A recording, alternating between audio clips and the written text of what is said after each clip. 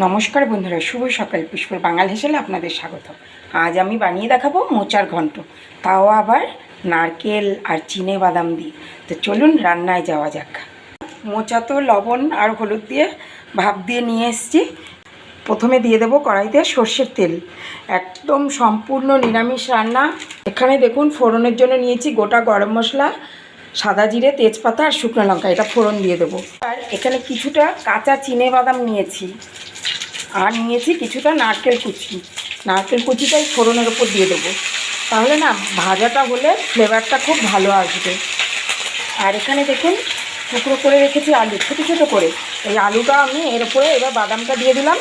এবার দেবো আলুটা দিয়ে একসাথেই আমি ভেজে নেব খুব ভালোভাবে।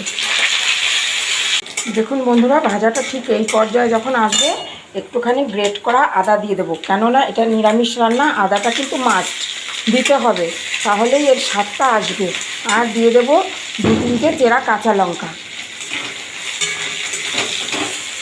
একটু নেড়ে চেড়েই দিয়ে দেবো হলুদ গুঁড়ো, লঙ্কার গুঁড়ো, লবণ আর চিনি। যে গুঁড়ো লঙ্কা দিতে চান না সে লঙ্কার গুঁড়োটা স্কিপ করতে পারেন। আর সামান্য পরিমাণে একটু জল দিয়ে দেবো, দিয়ে বেশ ভালোভাবে এটাকে নেড়ে চেড়ে কষিয়ে নেব। খুব সহজ রান্নাটা, কিন্তু ভীষণ সুস্বাদু হয়। অবশ্যই বাড়িতে ট্রাই করবেন। এইভাবে পুরোনো দিনের রান্নাগুলো নয়তো হারিয়ে যাচ্ছে। আশা করি আপনাদের অনেক ভালো লাগবে এই ভিডিওটা। কোনো আলাদা আলাদা করে করার কোনো ব্যাপার নেই। আর এটা হচ্ছে বিচি কলার মোচা, সরি দানা কলার মোচা। এবার দিয়ে দেবো মোচাটা ওপর থেকে। মোচাটা এরকম ওপরেই থাকবে, আমি ঢাকা দিয়ে দেবো 2-3 মিনিটের জন্য। এইবারে নেড়ে চেড়ে মোচাটাকে ওপর থেকে নিচে সব কিছুর সাথে মিশিয়ে দেবো।